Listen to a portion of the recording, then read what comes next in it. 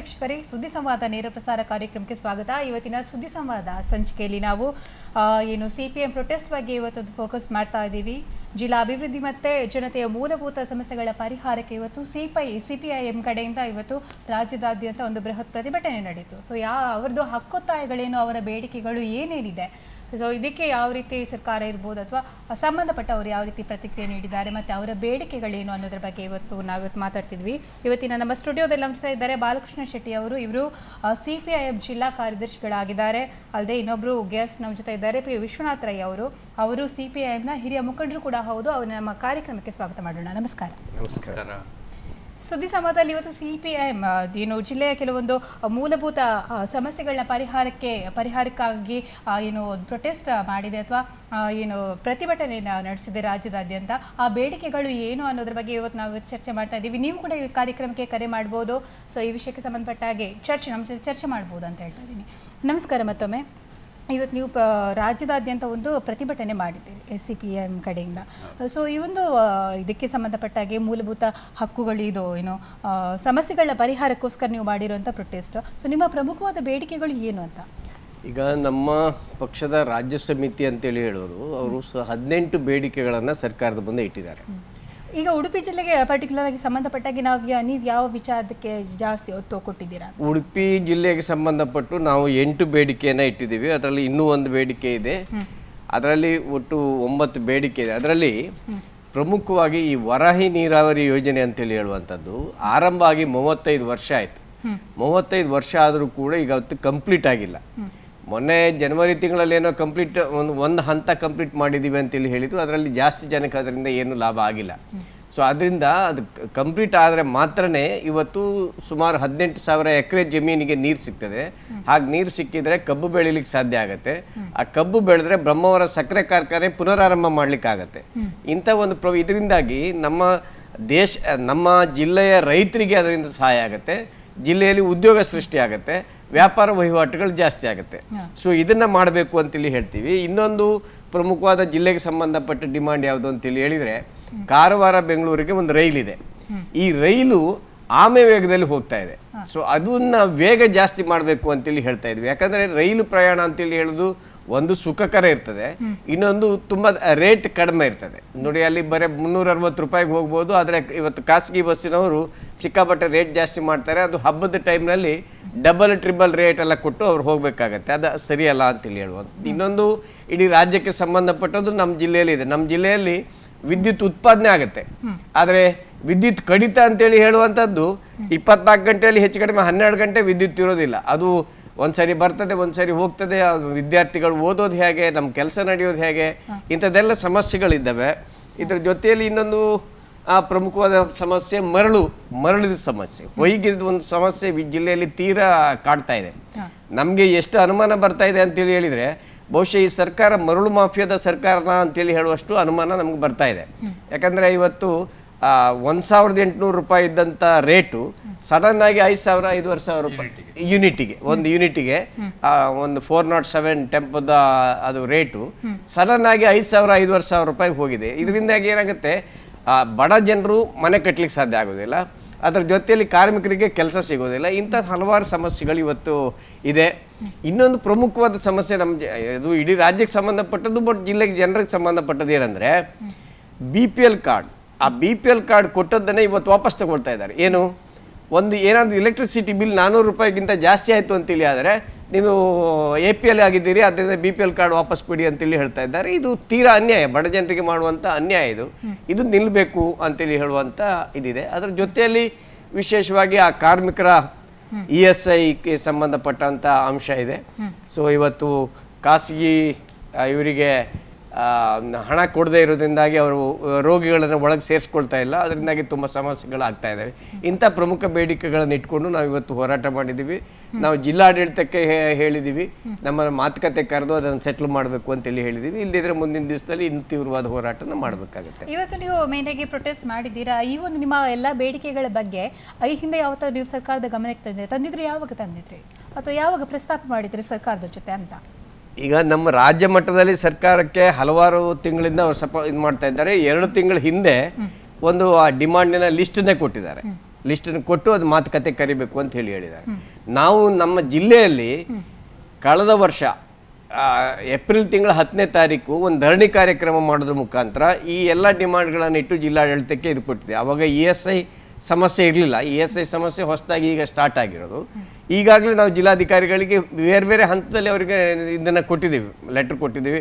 ಮರಳು ಸಮಸ್ಯೆ ಬಗ್ಗೆ ಅಂತೂ ನಮ್ಮ CITU ನೇತೃತ್ವದ ಕಟ್ಟಡ ಕಾರ್ಮಿಕರು ದೊಡ್ಡ ಹೋರಾಟನೇ ಮಾಡಿದರು ಅಲ್ಲಿ ಜಿಲ್ಲಾಧಿಕಾರಿಗಳ ಕಚೇರಿ ಮುಂದೆ. ಆಗಾಗ ಅವ್ರ ಮುಂದೆ ನಾವು ಇದನ್ನ ಸಮಸ್ಯೆಗಳನ್ನು ಹೇಳ್ಕೊಂಡಿದ್ದೀವಿ.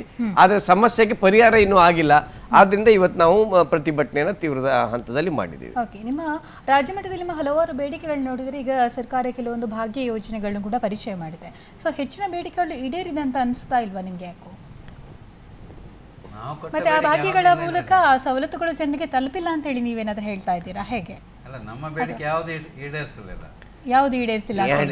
ಎಷ್ಟೋ ಸವಲತ್ತುಗಳು ಸರ್ಕಾರದಿಂದ ಇದೆ, ಅದು ಜನರಿಗೆ ತಲುಪಿಲ್ವಾ ಹೇಗೆ ಅಂತ? ಅಲ್ಲ, ಅದು ಸರ್ಕಾರನೇ ಅದನ್ನ ಇದು ಮಾಡಿಲ್ವಾ, ಅಥವಾ ಆ ಯೋಜನೆಗಳು ಸರ್ಕಾರ ಚಾಲಿತ ಯೋಜನೆಗಳು ಜನರಿಗೆ ತಲುಪಿಲ್ವಾ? ಜನರಿಗೆ ತಲುಪಿಲ್ಲ ಅಲ್ಲ. ಒಂದು ಏನಂದ್ರೆ ಈಗ ಅನ್ನಭಾಗ್ಯ ಯೋಜನೆ ಅಂತ ತಂದ್ರು ಅವರು. ಅನ್ನಭಾಗ್ಯ ಯೋಜನೆ ಏನು, 30 kg ಅಕ್ಕಿ ₹1 ದರದಲ್ಲಿ ಕೊಡುವಂಥದ್ದು. ನಾವು ಅದನ್ನು ಸ್ವಾಗತ ಮಾಡಿದ್ವಿ ಆ ಟೈಮ್ನಲ್ಲಿ. ಆದರೆ ಈಗ ಏನು ಮಾಡಿದ್ದಾರೆ ಅವರು, ಈಗ ಆ ಯೋಜನೆಯನ್ನು ವಾಪಸ್ ತಗೊಂಡು ಒಬ್ಬರು ಇದ್ರೆ 5 kg, ಇಬ್ಬರಿದ್ರೆ 10 kg, 3 ಜನ ಇದ್ರೆ 15 kg ಅಂತೇಳಿ ಮಾಡಿರೋದ್ರಿಂದ ಸುಮಾರು ಜನಕ್ಕೆ ಅವರಿಗೆ ಬೇಕಾಗುವಷ್ಟು ಅಕ್ಕಿ ಸಿಗ್ತಾ ಇಲ್ಲ. ಇದು ಒಂದು ಪ್ರಶ್ನೆ. ಇನ್ನೊಂದು ಪ್ರಶ್ನೆ, ನಾನು ಈಗಾಗಲೇ ಹೇಳ್ದಂಗೆ ಈಗ ಇದು ಯಾವುದು ಎಲೆಕ್ಟ್ರಿಸಿಟಿ ಬಿಲ್ ₹400 ತಿಂಗಳಲ್ಲಿ ಜಾಸ್ತಿ ಆಯಿತು ಅಂದರೆ ಅವರಿಗೆ BPL ಕಾರ್ಡ್ ವಾಪಸ್ ತಗೊಳ್ತಾರೆ. 100cc ಬೈಕ್ ಮನೆಯಲ್ಲಿ ಇದೆ ಅಂತೇಳಿ ಆದರೆ ಈಗ ಹೆಚ್ಚು ಕಡಿಮೆ ಎಲ್ಲರ ಮನೆಯಲ್ಲೂ ಒಂದು ಬೈಕ್ ಇರ್ತದೆ.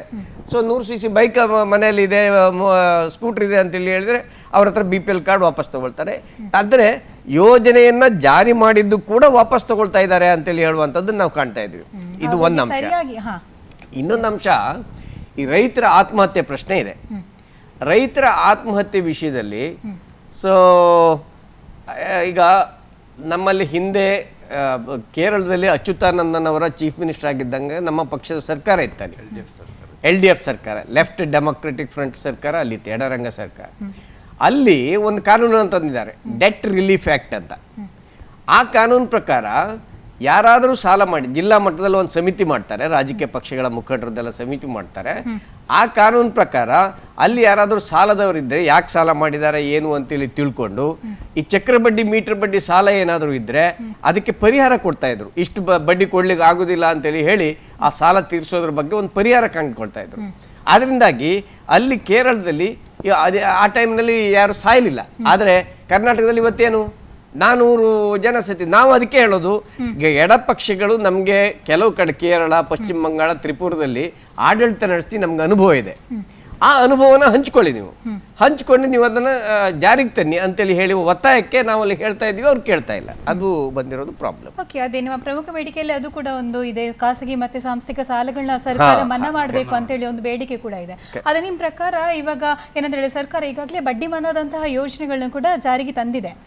ಅದು ಎಷ್ಟು ಎಫೆಕ್ಟಿವ್ ಅನ್ನೋಂಥದ್ದನ್ನು ಒಂದು ಇದು ಮಾಡುವಂಥದ್ದು. ಮತ್ತೆ ಇನ್ನೊಂದೇನಂತ ಹೇಳಿದರೆ, ಇದು ಸಾಲ ಮನ್ನಾ ಯೋಜನೆ ಮಾಡಿದರೆ ಕೂಡ ರೈತರು ಆತ್ಮಹತ್ಯೆ ಮಾಡ್ಕೊಳ್ಳುವಂಥದ್ದು ಇನ್ನೂ ಕೂಡ ನಿಂತಿಲ್ಲ, ಕರೆಕ್ಟಾ? ಸೊ ಹಾಗಾದರೆ ಸಾಲ ಮನ್ನಾ ಮಾಡಿದರೆ ಮಾತ್ರ ರೈತರು ಆತ್ಮಹತ್ಯೆ ನಿಲ್ಲುತ್ತೆ ಅಂತೇಳಿ ನಿಮ್ಗೆ ಅನ್ಸುತ್ತಾ ಹೇಗೆ ಅಂತ? ಅಲ್ಲ, ಸಾಲ ಮನ್ನಾ ಮಾಡೋದಕ್ಕಿಂತ ಇಂಪಾರ್ಟೆಂಟು ಮಧ್ಯಪ್ರವೇಶ ಮಾಡಬೇಕು.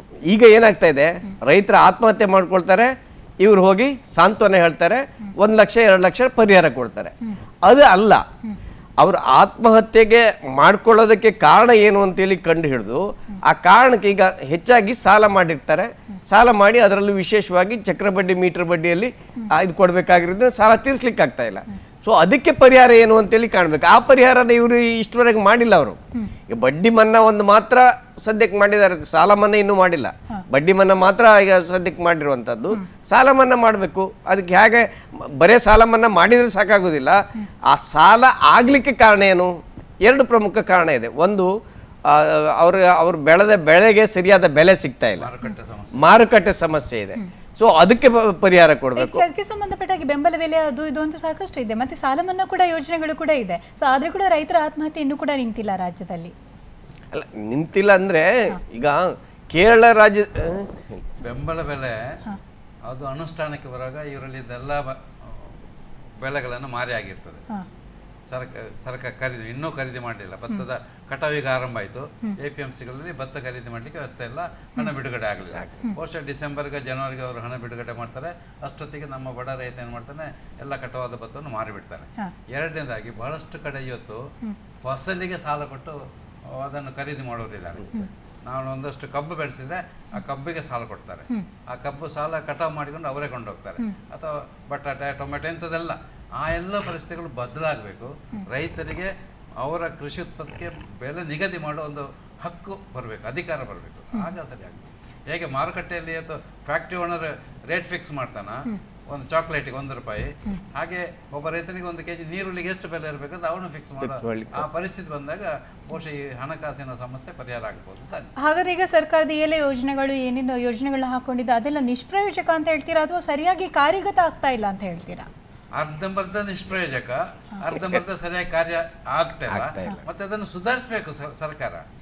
ಅದರ ಕುಂದುಕೊರತೆಗಳನ್ನು ಪರಿಗಣಿಸಿ ಸರ್ಕಾರ ಬದಲಾಯಿಸಬೇಕು. ಈಗ ಒಂದು ಯೋಜನೆ ಅನುಷ್ಠಾನಕ್ಕೆ ತರುವಾಗ ಹಲವಾರು ಸಮಸ್ಯೆಗಳಿರ್ಬೋದು. ಅದು ಅನುಷ್ಠಾನ ಆಗುವಾಗ ಆ ಸಮಸ್ಯೆ ಅನುಭವಕ್ಕೆ ಬರ್ತದೆ. ಆಗ ಅದನ್ನು ಬದಲಾಯಿಸಿ ಸರಿಪಡಿಸ್ಕೊಂಡು ಹೋಗಬೇಕು. ಸರ್ಕಾರ ಅಷ್ಟು ಆ ಕೆಲಸ ಮಾಡ್ತಾ ಇಲ್ಲ. ಓಕೆ, ಈಗ ನಿಮ್ಮ ಹೋರಾಟ ಬಗ್ಗೆ ನೋಡ್ಲಿಕ್ಕೆ ಹೋದ್ರೆ ಏನಂತ ಹೇಳಿದ್ರೆ ಬರೀ ನಿಮ್ದೊಂದು ಹೋರಾಟ ತೋರಿಕೆಯ ಹೋರಾಟದ ರೀತಿ ಕಾಣಿಸ್ತಾ ಇದೆ ಹೊರತು, ಯಾಕಂತ ಹೇಳಿದ್ರೆ ನೀವೊಂದು ಸಂಘಟನಾತ್ಮಕವಾಗಿ ಹೋರಾಟ ಮಾಡಲಿ ವಿಫಲರಾಗಿದ್ದೀರಿ ಅಂತ ಅನ್ಸುತ್ತಾ ಏನಾದ್ರು ಅಂತ ಅನ್ಸೋದಿಲ್ವಾ ನಿಮ್ಗೆ? ಈಗ ಹಾಗೆ ಅದನ್ನ ವಿವಿಧ ಹಂತ ಇರ್ತದೆ.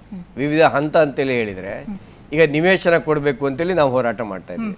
ನಿವೇಶನ ಕೊಡಬೇಕು ಅಂತೇಳಿ ಹೇಳಿ ಕೂಡ ನಿವೇಶನ ಒಂದೇ ಸರಿ ಕೊಡ್ಲಿಕ್ಕೆ ಆಗುದಿಲ್ಲ. ಒಂದು ಸರ್ಕಾರದಲ್ಲಿ ಆ ಇಚ್ಛಾಶಕ್ತಿ ಬೇಕಾಗುತ್ತೆ. ಆ ಇಚ್ಛಾಶಕ್ತಿ ಬಂದರೆ ಇಮಿಡಿಯೇಟ್ಲಿ ಬರ್ತದೆ. ಈಗ ಉದಾಹರಣೆಗೆ ಉದಾಹರಣೆ ಕೊಡೋದಾದ್ರೆ ಕೇರಳದ್ದೇ ನಾವು ಉದಾಹರಣೆ ಕೊಡ್ಬೋದು. ಏನಂದರೆ ಅಲ್ಲಿ ನಿವೇಶನ ಇಲ್ಲದೆ ಇದ್ದವ್ರಿಗೆ ನಿವೇಶನ ಎಲ್ಲ ಕೊಡಲಿಕ್ಕೆ ಭಾರಿ ವರ್ಷದ ಹಿಂದೆನೇ ಅಲ್ಲಿ ಮಾಡಿದ್ದಾರೆ. ಈಗ ಕಣ್ಣೂರು ಜಿಲ್ಲೆಯಲ್ಲಿ ನಿವೇಶನ ಇಲ್ಲದೆ ಇದ್ದವರು ಯಾರೂ ಇಲ್ಲ.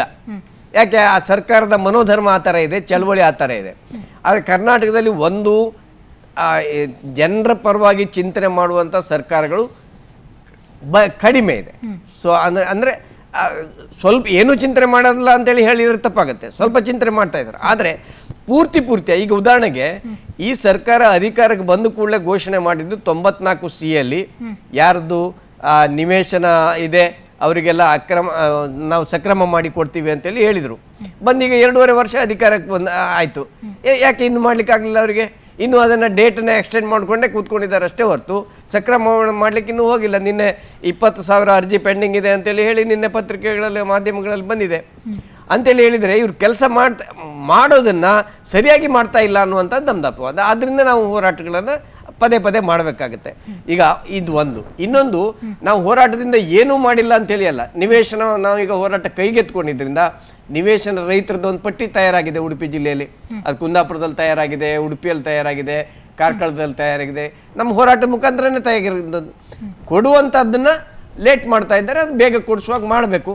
ಬೇಗ ಕೊಡಿಸುವಾಗ ಮಾಡಲಿಕ್ಕೆ ಹಲವು ಈಗ ಒಂದು ನಮ್ಮ ಸದ್ಯಕ್ಕೆ ನಮ್ಮಲ್ಲಿ ಜನಪ್ರತಿನಿಧಿಗಳು ನಮ್ಮ ಪಕ್ಷದವರು ಕಡಿಮೆ ಇದ್ದಾರೆ. ಸೊ ಅದರಿಂದ ಅದನ್ನು ಒತ್ತಡ ಹಾಕೋರು, ವಿಧಾನಸಭೆ ಒಳಗಡೆ ಒತ್ತಡ ಹಾಕುವವರು ರಾಜಕೀಯ ಶಕ್ತಿ ಅಲ್ಲಿ ಕಡಿಮೆ ಇದೆ.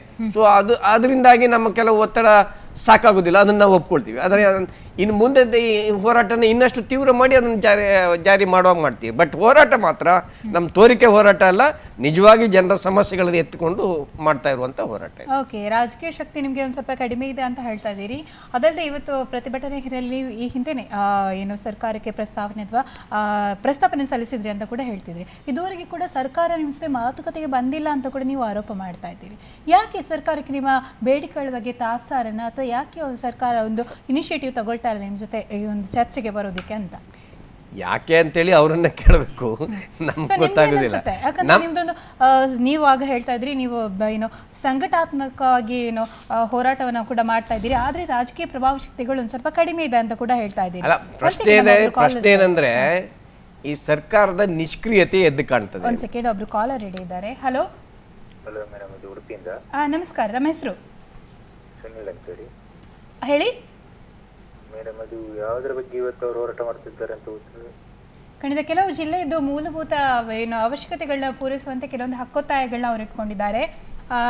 ಕೇಳಿ, ನಿಮ್ದೇನು ಪ್ರಶ್ನೆಗಳಿದ್ರೆ ಕೇಳ್ಬೋದು, ಅಥವಾ ಏನಾದ್ರು ಹೇಳ್ಬೇಕು ಅಂತ ಅನಿಸ ನಿಮ್ಮ ಅನಿಸಿಕೆಗಳನ್ನ ಹಂಚ್ಕೋಬಹುದು. ಸೌಕರ್ಯ ಅಂತ ಹೇಳಿದ್ರೆ, ಈ ಕೆಲವು ಸರ್ಕಾರಿ ಕಚೇರಿಗಳಲ್ಲಿ ದಿನಗೂಲಿ ನೌಕರರಾಗಿ ದುಡಿತಿದ್ದಾರಲ್ಲ, ಅವರ ಬಗ್ಗೆ ಇವರು ಯಾವ ರೀತಿ ಹೋರಾಟ ಮಾಡಿದೆ? ಅವ್ರಿಗೆ ಸರಿಯಾಗಿ ಪೇಮೆಂಟ್ ಸಿಗ್ತಾ ಇಲ್ಲ. ಈಗಿನ ವೇತನ 200 ರೂಪಾಯಿ ದಿನಗೂಲಿ, ಅದನ್ನು ಬದುಕಲಿಕ್ಕೆ ಸಾಧ್ಯವಾ? ಅಥವಾ ಈಗ ಜಾಸ್ತಿ ಆಗಿದೆ, ಕೆಲವು ಹೊರ ಗುತ್ತಿಗೆದಾರರು ಕೊಡ್ತಾ ಇಲ್ಲ, ಅದ್ರ ಬಗ್ಗೆ ಯಾವ ರೀತಿ ಹೋರಾಟ ಮಾಡಿದರೆ ಮುಂದುವರಿತಿದ್ದಾರೆ? ಈಗಾಗಲೇ ರಾಜ್ಯ ಸರ್ಕಾರ ಹೊರಟಿರುವಂತ ಬೋನಸ್ ದೀಪಾವಳಿ, ಅದು ರಾಜ್ಯ ಸರ್ಕಾರ ನೌಕರಿ ಮಾತ್ರವಾ, ಕೇಂದ್ರ ಸರ್ಕಾರ ನೌಕರಿ ಉಂಟಾ? ಅದ್ರ ಬಗ್ಗೆ ಹೋರಾಟ ಏನುಂಟು ಅನ್ನೋ ಬಗ್ಗೆ ನನ್ನ ಮಾಹಿತಿ. ಓಕೆ, ಸಿಪಿಎಂ ನಿಂದ ಇದಕ್ಕೆ ಸಂಬಂಧಪಟ್ಟಾಗಿ ಯಾವ ರೀತಿ ನೀವು ಈ ಒಂದು ಹೋರಾಟ ಮಾಡ್ತಾ ಇದ್ದೀರಿ ಅಥವಾ ಮುಂದೆ ಇಟ್ಟಿದ್ದೀರಾ ಅನ್ನೋದು? ಈಗ ಒಂದು ಏನಂತೇಳಿ ಹೇಳಿದರೆ, ಒಂದು ಸರ್ಕಾರದ ನೀತಿಯಿಂದಾಗಿ ಇವತ್ತು ಕಡಿಮೆ ವೇತನ ಕೊಡ್ತಾ ಇದ್ದಾರೆ. ಹೊರಗೆ ಅವರೇ ಹೇಳಿದಾಗೆ ಹೊರಗೆ ಗುತ್ತಿಗೆಯಲ್ಲಿ ತಗೊಳ್ತಾ ಇದ್ದಾರೆ, ದಿನಗೂಲಿಯಲ್ಲಿ ತಗೊಳ್ತಾ ಇದ್ದಾರೆ. ದಿನಗೂಲಿಯಲ್ಲಿ 200 ರೂಪಾಯಿ ಅವ್ರಿಗೆ ಕೊಟ್ಟು ಅವರಿಗೆ ಕೆಲಸ ಮಾಡಿಸ್ತಾ ಇದ್ದಾರೆ. 200 ರೂಪಾಯಿ ಅಂತ ಹೇಳಿದರೆ ಹಬ್ಬ ಅಂದರೆ 5,000ದಿಂದ 6,000 ರೂಪಾಯಿ ಅವ್ರಿಗೆ ವೇತನ ಸಿಗುತ್ತೆ. ಈ 6,000ದಲ್ಲಿ ಏನು ಸಾಧ್ಯ ಆಗುತ್ತೆ? ನಾವು ಇದಕ್ಕೆ ನಮ್ಮ ಪಕ್ಷದ ನೇತೃತ್ವದಲ್ಲೂ ಹೋರಾಟ ಮಾಡಿದ್ದೀವಿ, ನಮ್ಮ ಕಾರ್ಮಿಕ ಸಂಘಟನೆಗಳ ನೇತೃತ್ವದಲ್ಲೂ ಕೂಡ ನಾವು ನಿರಂತರವಾಗಿ ಇದರ ಬಗ್ಗೆ ಹೋರಾಟ ಮಾಡ್ತಾ ಇದ್ದೀವಿ. ಒಂದು ಪ್ರಶ್ನೆ. ಎರಡನೇ ಪ್ರಶ್ನೆ ಬೋನಸ್ ಪ್ರಶ್ನೆ. ಬೋನಸ್ ಬಗ್ಗೆ ಮೊನ್ನೆ ಸೆಪ್ಟೆಂಬರ್ 2ನೇ ತಾರೀಕಿಗೆ ಮುಷ್ಕರ ಯಾವುದಾಯಿತು, ನಮ್ಮ ನೇತೃತ್ವದಲ್ಲಿರುವಂಥ ಕಾರ್ಮಿಕ ಸಂಘಟನೆ ಅವರು ಕೂಡ ಅದು ಬೋನಸನ್ನು ಮಿತಿಯನ್ನು ತೆಗಿಬೇಕು ಅಂತೇಳಿ ಹೇಳಿದ್ದಾರೆ. ಒಂದು ಸರ್ಕಾರ, ಕೇಂದ್ರ ಸರ್ಕಾರ ಮಿತಿಯನ್ನು ತೆಗಿಲಿಕ್ಕೆ ಒಂದು ಹಂತಕ್ಕೆ ಒಪ್ಪಿಗೆ ಮಾಡಿದ್ದಾರೆ. ಇದು ಎರಡನೇ ಅಂಶ. ಮೂರನೇ ಅಂಶ ಅವ್ರು ಹೇಳ್ತಾ ಇರೋದು ದೀಪಾವಳಿ ಬಂದಿದೆ, ಬೋನಸ್ ಕೊಡ್ತಾ ಇಲ್ಲ ಹಾಗೆ ಹೀಗೆ ಅಂತ.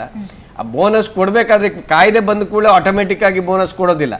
ಯಾಕಂದರೆ ಅಲ್ಲಿನ ಇವರು ಯಾರು ಮಾಲೀಕರು ಏನಿದ್ದಾರೆ ಅವರು ಅದನ್ನು ಜಾರಿ ಮಾಡಬೇಕಾಗುತ್ತೆ. ಜಾರಿ ಮಾಡಬೇಕಂದ್ರೆ ಒಂದೇ ಮಾಲೀಕರು ಒಳ್ಳೆಯವರಾಗಿರ್ಬೇಕು, ಇಲ್ಲದೆ ಇದ್ರೆ ಅಲ್ಲಿ ಅವರು ಜಾರಿ ಮಾಡಿಸುವಂಥ ಸಂಘಟನೆ ಇರಬೇಕು.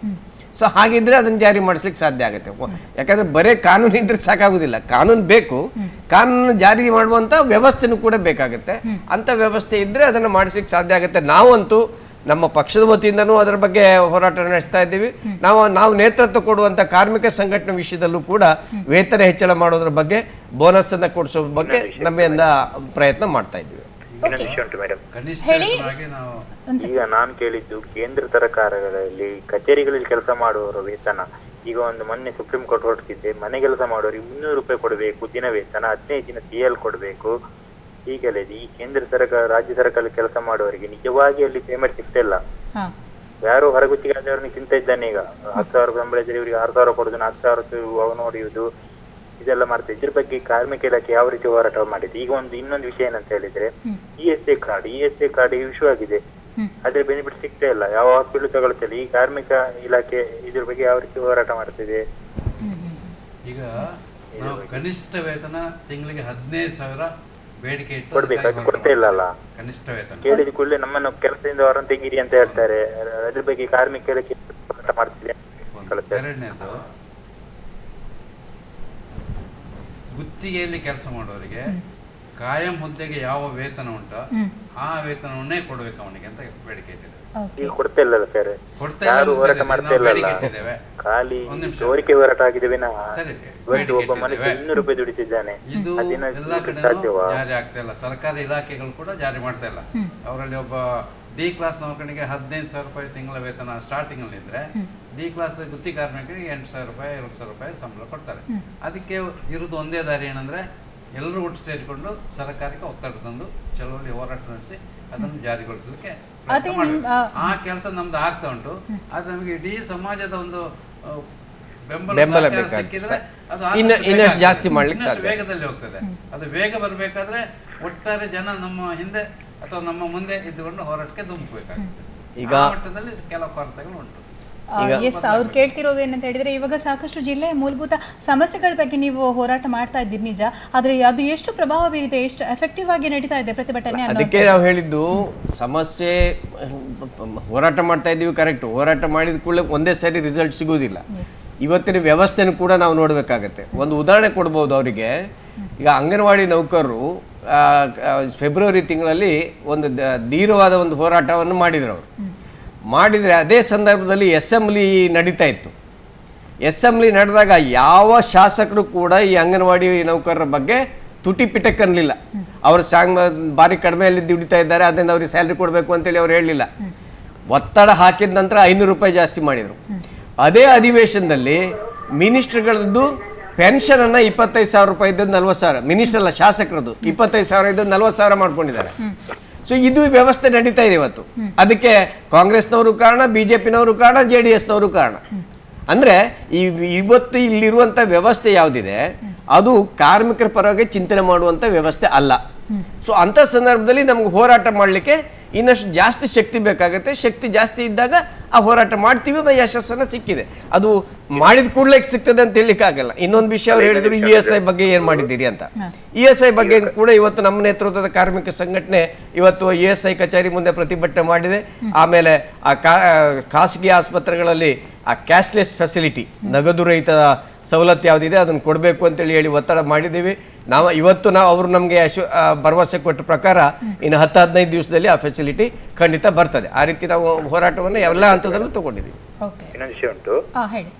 ಈಗ ಅವ್ರು ಹೇಳಿದ್ರು ನಾವು ಹೋರಾಟ ಮಾಡ್ತೀವಿ. ಹೋರಾಟ ಪಬ್ಲಿಕ್ ಪ್ಲೇಸ್ ಅಲ್ಲ ಮೇಡಮ್, ಆಯಾ ಕಚೇರಿಗಳಿಗೆ ಹೋಗಿ ನೋಡ್ಬೇಕು. ಯಾಕಂತ ಹೇಳಿದ್ರೆ ದಿನಗೂಲಿ ನೌಕರಲ್ಲಿ ವರ್ಕ್ ಮಾಡುದು, ಕಾಯಂ ನೌಕರ ಯಾರು ಮಾಡ್ತಿಲ್ಲ. ನೀವು ನೋಡ್ಬೋದು, ಟೈಮ್ ವೇರಿಯೇಷನ್ ಮಾಡಿ. ಬೆಳಿಗ್ಗೆ 10 ಗಂಟೆಗೆ ಇವರು 12 ಗಂಟೆ ಬರ್ತಾರೆ. ಅಲ್ಲಿ ದಿನಗೂಲಿ ನೌಕರರು ಕರೆಕ್ಟ್ ಟೈಮಿಗೆ ಬರ್ತಾರೆ, ಅಲ್ಲಿ ವರ್ಕ್ ಮಾಡ್ತಾರೆ, ಸಂಜೆ ತನಕ ದುಡಿತಾರೆ. ಇವ್ರು ಎಷ್ಟೊತ್ತಿಗೆ ಹೋಗ್ತಾರೆ. ನೀವು ಕೆಲವು ಕಚೇರಿಗೆ ಹೋಗಿ ನೀವು ಭೇಟಿ ಮಾಡಿ ನೋಡ್ಬೇಕು. ನೋಡಿದ್ರೆ ಕೂಡಿ ಕಾರ್ಮಿಕ ಇಲಾಖೆ ಗಟ್ಟಿ ಆಗ್ತದೆ, ಭರವಸೆ ಸಿಗ್ತದೆ. ಅಲ್ಲಲ್ಲಿ ಇವರು ಹೋಗಿ ಯೂನಿಯನ್ ಮಾಡ್ಕೋಬೇಕು. ಇದು ಯಾಕೆ ಇವ್ರ ಹತ್ರ ಆಗ್ತಾ ಇಲ್ಲ ಮೇಡಮ್? ಇವರು ಪಬ್ಲಿಕ್ ಬಸ್ ಸ್ಟ್ಯಾಂಡ್ ಅಲ್ಲಿ ಹೋರಾಟ ಮಾಡೋದಲ್ಲ, ಇವರು ಕಚೇರಿಗಳಿಗೆ ಮುಂದಾಗಿ ಅಲ್ಲಿ ನೀವು ಯಾವ ಕಚೇರಿಯಲ್ಲಿ ಇದ್ದೀರಿ ಸರ್? ನೀವು ಕರೀರಿ, ನಾವು ಬರ್ತೀವಿ. ನೀವು ಯಾವ ಕಚೇರಿಯಲ್ಲಿ ಇದ್ದೀರಿ ಹೇಳಿ, ನೀವು ಕರೀರಿ, ನಾವು ಬರ್ತೀವಿ. ಖಂಡಿತ ಯೂನಿಯನ್ ಮಾಡ್ಲಿಕ್ಕೆ ನಾವು ತಯಾರಿರ್ತೀವಿ. ಬಟ್ ಜನ ತಯಾರಿರ್ಬೇಕಲ್ಲ, ಬರೇ ನಾವು ತಯಾರಿದ್ರೆ ಸಾಕಾಗುದಿಲ್ಲ, ಜನ ತಯಾರಾಗಬೇಕು. ಎಲ್ಲರೂ ಕೈ ಜೋಡಿಸ್ತಾರೆ ಸರ್ ಇದ್ರ ಬಗ್ಗೆ. ಖಂಡಿತ ನಮ್ಮನ್ನ ಸಂಪರ್ಕ ಮಾಡಿ. ನೀವು ಯಾವ ಕಚೇರಿಯಲ್ಲಿ ಇದ್ದೀರಿ ಅಂತೇಳಿ ಈಗ ಹೇಳೋದು ಬೇಡ, ಮತ್ತೆ ಹೇಳ್ರಿ. ನಾವು ನಿಮ್ಮ ಕಚೇರಿಗೆ ಬಂದು ಅಲ್ಲಿ ಯೂನಿಯನ್ ಮಾಡ್ಲಿಕ್ಕೆ ನಾವೆಲ್ಲ ಪ್ರಯತ್ನ ಮಾಡ್ತೀವಿ. Okay, thank you. ಆ್ಯಕ್ಚುಲಿ ಈಗ ಜನರು ಹೇಳೋ ಪ್ರಕಾರ ಕೂಡ ಏನಂತ ಹೇಳಿದ್ರೆ, ನಿಮ್ದು ಹೋರಾಟ ಒಂದು ಸಂಘಟನಾತ್ಮಕವಾಗಿರಬೇಕು ಅಂತೇಳಿ, ಬರೀ ತೋರಿಕೆ ಹೋರಾಟ ಆಗಬಾರ್ದು. ಅವ್ರು ಹೇಳೋ ಪ್ರಕಾರ ಕಚೇರಿಗಳಿಗೆ ಹೋಗಿ ಒಂದು ಸಂಘ ಇದು ಮಾಡಬೇಕು ಅನ್ನೋ ಆ ಥರದ ಪ್ರಯತ್ನಗಳು ಎಷ್ಟು ನಡ್ತಿವೆ ಈ ಒಂದು ಹೋರಾಟದಲ್ಲಿ? ಕಚೇರಿಗಳಿಗೆ ಹೋಗಿ ಸಂಘ ಮಾಡಿ. ಈಗ ಮೊನ್ನೆ ಸೆಪ್ಟೆಂಬರ್ 2ನೇ ತಾರೀಕು ಮುಷ್ಕರ ನಡೀತು. ಮುಷ್ಕರ ಹಲವಾರು ಕಚೇರಿಗಳಿಗೆ ನಾವು ಹೋಗಿದ್ದೀವಿ. ಈಗ ಮಣಿಪಾಲ್ ಇಂಡಸ್ಟ್ರಿಯಲ್ ಎಸ್ಟೇಟಿಗೆ ನಾವು ಹೋಗಿದ್ದೀವಿ, ನೀವು ಮುಷ್ಕರ ಮಾಡಬೇಕು ಅಂತೇಳಿ ಹೇಳಿದ್ದೀವಿ. ಸೊ ಮುಷ್ಕರ ಮಾಡಬೇಕು ಅಂತೇಳಿ ಹೇಳಿದಾಗ ಕೆಲವರು ಮಾಡಿದ್ದಾರೆ, ಕೆಲವರು ಮಾಡಲಿಲ್ಲ.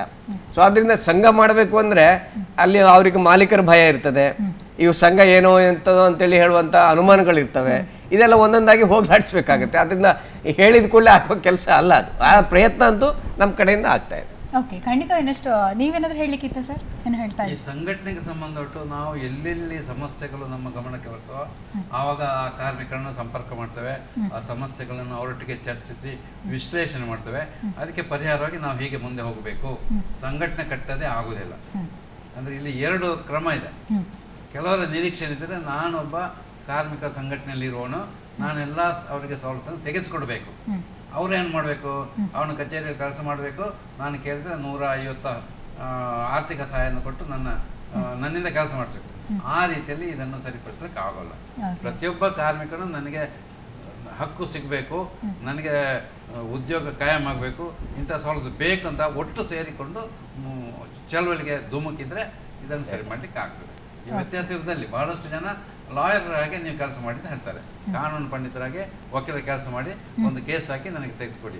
ಅದು ಈ ಸರ್ಕಾರ ಅದಕ್ಕೆ ಒಪ್ಪುವುದಿಲ್ಲ. ಈ ಕಾನೂನುಗಳು ಅದನ್ನು ಅನುಷ್ಠಾನಗೊಳಿಸೋಕೆ ಬಿಡುವುದಿಲ್ಲ. ಈ ನ್ಯಾಯಾಂಗ ಕೂಡ ಅದರ ಮಟ್ಟಿಗೆ ತುಂಬ ಸಹಕಾರ ಕೊಡುವುದಿಲ್ಲ. ಹಾಗಾಗಿ ಚಳವಳಿ ಇದ್ದು ಎಲ್ಲರೂ ಒಟ್ಟು ಸೇರಿಕೊಂಡು ಹೋರಾಟ ನಡೆಸಿದ್ರೆ ಮಾತ್ರ ಬದಲಾವಣೆಗಳನ್ನು ತರಲಿಕ್ಕೆ ಸಾಧ್ಯ ಆಗ್ತದೆ. ಅದು ನಮ್ಮ ಅನುಭವ, ದೀರ್ಘಕಾಲದ ಹೋರಾಟದ ಅನುಭವ. ಎಲ್ಲರೂ ಸೇರಿ ಒಟ್ಟು ಹೋರಾಟ ನಡೆಸಿದ್ರೆ ಮಾತ್ರ ಬದಲಾವಣೆ ಬರ್ತದೆ. ಈ ಸರ್ಕಾರ ಯಾವ ತರ ಇದೆ ಅಂದ್ರೆ, ಈಗ ನೋಡಿ ಬೀಡಿ ಕಾರ್ಮಿಕರಿಗೆ ಇದರ ಬಗ್ಗೆ ಇನ್ನಷ್ಟು ವಿಚಾರಗಳನ್ನ ಮಾತಾಡೋಣ. ಒಂದು ಸಣ್ಣ ಬ್ರೇಕ್ ನಂತರ ವೀಕ್ಷಕ ನೋಡ್ತಾ ಇದ್ರಲ್ಲ, CPIM ಅವರ ಪ್ರಮುಖವಾದ ಬೇಡಿಕೆಗಳೇನು, ಅದಕ್ಕೋಸ್ಕರ ಅವರು ಯಾವ ರೀತಿಯ ಹೋರಾಟ ಮಾಡ್ತಾ ಇದ್ದಾರೆ, ಎಲ್ಲೆಲ್ಲಿ ದೋಷಗಳಿದೆ ಮತ್ತು ಯಾವ ರೀತಿ ಸ್ಪಂದನೆ ಸಿಗ್ತಾ ಇದೆ, ಮತ್ತು ಅವರ ಬೇಡಿಕೆಗಳ ಬಗ್ಗೆ ಕೂಡ ಇವತ್ತು ನಾವು ಚರ್ಚೆ ಮಾಡ್ತಾ ಇದ್ದೀವಿ. ನೀವು ಕೂಡ ಈ ಕಾರ್ಯಕ್ರಮಕ್ಕೆ ಕರೆ ಮಾಡ್ಬೋದು. ಇನ್ನಷ್ಟು ವಿಚಾರಗಳನ್ನ ಮುಂದಿನ ಭಾಗದಲ್ಲಿ ಚರ್ಚೆ ಮಾಡ್ತೀನಿ. ಆದರೆ ಅದಕ್ಕಿಂತ ಮುಂಚೆ ಒಂದು ಸಣ್ಣ ಬ್ರೇಕ್.